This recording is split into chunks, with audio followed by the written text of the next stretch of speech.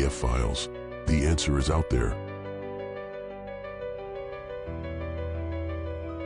The Microsoft Fabric Certification Podcast with Kevin and Frank.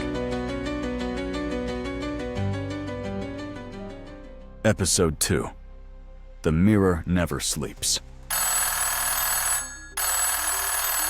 I have a question. Your organization uses Microsoft Fabric for data analytics. The SQL database mirrors data to OneLake. You need to ensure mirrored data is consistent and accessible during SQL database downtime. What should you do? Select only one answer. A. Reconfigure mirroring settings after downtime. B. Set up a data integration pipeline with Azure Data Factory C. Set up a secondary database for manual replication D. Use automatic mirroring in Microsoft Fabric.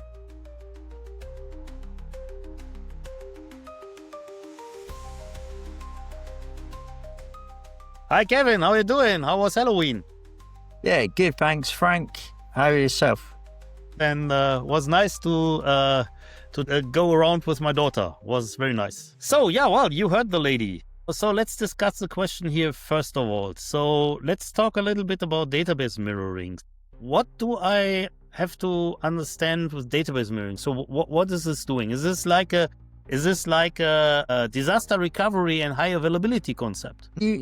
Suppose you can kind of implement it as that if you really want to for your SQL Server databases and your other types of databases as well. And I'll be honest with you, entire audience, the question Frank has asked, you could literally do an entire session about it. In fact, there are some deep videos by Microsoft employees online about database mirroring, but effectively you're taking database from various different types of relational databases and you can effectively duplicate them over to Fabric, so mirror them into Fabric and have your changes reflected on there in real time.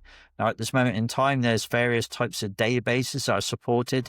This includes Azure SQL databases, Cosmos DB, and Snowflake, as far as a handful of others as well. That, Frank, is in a nutshell, and that's a very, very small version what database mirroring is in the text of Fabric. So, Kevin, mirroring a database, why would I do this? Because if I have my data in my relational database, shouldn't this be enough? Because I have my data. Well, some people are probably under that impression, but actually, if you mirror your database into Microsoft Fabric, it does open up some other possibilities as well. So, for example, the mirrored database actually forwards the data to OneLake as well, so you can work with it there, which means you can actually work with your mirrored databases as well as a table source for your Metadata and architecture. So if you've got, for example, you can have your tables from your mirrored databases as bronze tables effectively. Okay. In addition to that, something that was announced recently, you can actually now use some of the mirrored database types with Fabric data agents.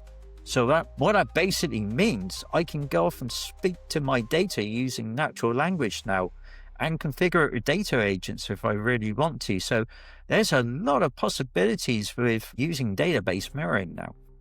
This is pretty cool. And if I think about database mirroring, so how do I have to think about this? So let's say that we have probably a SQL server, right? And so the database mirroring is copying over the MDB file, or how do I think about this? It effectively, at the beginning, it will mirror over all of your existing contents of data there, depending on what you specify, and then any changes will get updated over into the mirrored database as well, gradually, in near real time, I will say. Okay, and the data that will be stored in Fabric, will this be stored in a MDB file, or in which format will it be stored in Fabric? Initially, it comes over to be stored in Delta format, so everything comes over, so you can open it up natively, and you can use it for shortcuts as well, like I mentioned earlier. Thank you. Now I understood the concept of mirroring a little bit better, but now let's talk about the question. Let's talk about the answers. So the answers could be that once you could reconfigure mirroring settings after downtime, or set up data integration pipeline with Azure Data Factory, or set up a secondary database for manual replication, or use automatic mirroring in Microsoft Fabric. So, Kevin, maybe shall we try to do this with an approach that we just eliminate questions and say why questions are not right, so that maybe we will just end up with the right answer at the end? Yeah, sure. To be honest with you, I think I may have already given away the answer, but let's go through the process of elimination anyway for certainty, in case people missed that part. Okay, so let's talk a little bit about A. So why probably is A not right? Well, as you can see there, and I will just double check. So reconfigure mirroring settings after downtime. Well, why would you try to do that when it's down? Because basically you won't be affecting it. Once it's down, the changes won't come into effect anyway. So you would actually... So you want to make sure you did it whilst you had that connectivity there, if I'm completely honest. Yeah.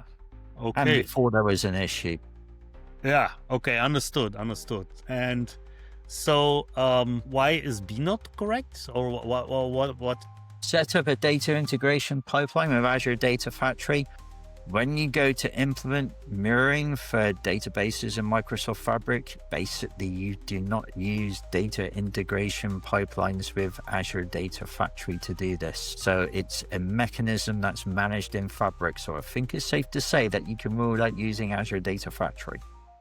Yes, and maybe something which is also important for our listeners that might be for a longer time in the Microsoft data space is, before you had mirroring, you had to do something like Azure Data Factory to get over your data, to get your data from your source somehow into your analytics system, right?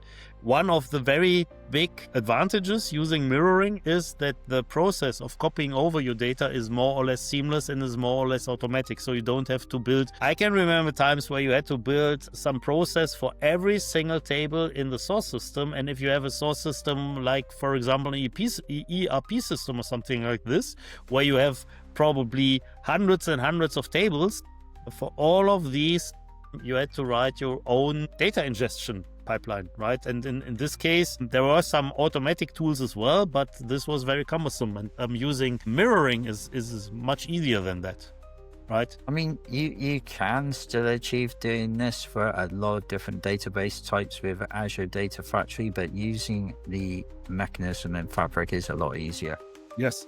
And there is even one more advantage on this, is because if you would do this with Azure Data Factory, and as Kevin said, you can perfectly do this. There is nothing holding you back from this.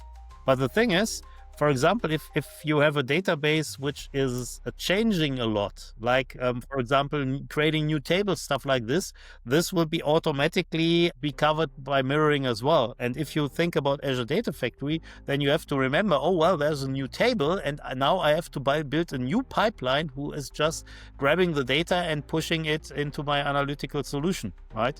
And this is something you don't have to do if you use mirroring, because it will be done automatically for you, which is pretty cool. So let's talk about answer C, set up a secondary database for manual replication. Okay. Interesting answer. And it's an interesting option, to say the least. So, yeah, setting up a secondary database, but why? Why would you do that? I don't know. Exactly. The question is an interesting option to have here, folks, to be honest with you. Maybe if you're using a form of native replication that you can get in some of these engines, like with, for example, transactional replication and SQL Server databases using the ODA model, maybe, but you don't need to use a secondary database with this. So what's left then, Frank? If those three are not suitable, then the last thing which is left is use automatic mirroring in Microsoft Fabric. And I think if the other three are not suitable, then this might be the right answer, right? So D is the right answer. Use automatic mirroring in Microsoft Fabric. I think, Frank, maybe you should ask me if I've ever used one of these databases after the database has been taken offline. Have you ever used one of these databases after the database have been offline? I'd have to think about this. The answer is very, very complex, and it's yes. So when a database has been offline, I've actually still been working with the data in Microsoft Fabric. So the mirror databases in Fabric are still available. Yes. when your source databases are offline. So that's a key point to remember if you get a similar related question for the exam like this, is that Kevin once mentioned that he can access the databases still in Fabric when the source database is offline. Top tip for you all. Yeah. And maybe to give you the idea of what's happening in very clear and very simple words, is that what is happening through mirroring is that all of your data, which is in your database like SQL Server, like all the other databases that are supported, is copied over to Fabric and is put into, as Kevin already said, is put into the OneLake, into Parquet files with Delta format, right? So you effectively have a copy of this data, and it does not matter what's happening to the database in first place, because you already have this copy and you can use this copied data in your analytics. The only thing, if the database that you are using is going down, is that you will not have any new data, but all of the data until that point in time when the database goes offline, all of that data has been copied over to Fabric and can be used for analytics. And one key point to remember, and something we've not highlighted yet, Frank, is that these objects, these items in Fabric, they are actually mirrored database items in Fabric in their own right. So if you go into a workspace and you've got mirroring configured, you will actually see that particular type of mirrored database there. Exactly. So just to make sure everybody's aware of that, to help you all visualize how you work with them. Exactly.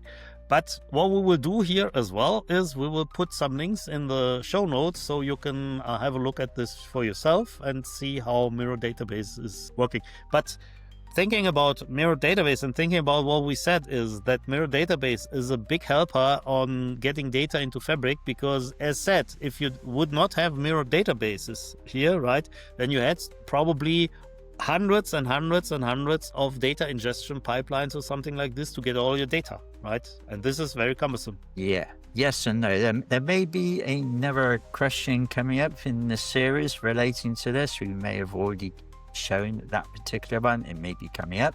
Depends if we switch the order or not, folks. Yeah, that's true.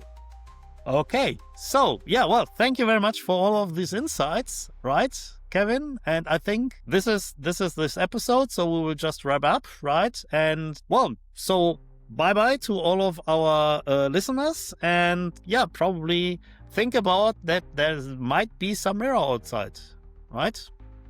Yeah, that's true. Okay, bye-bye. Bye.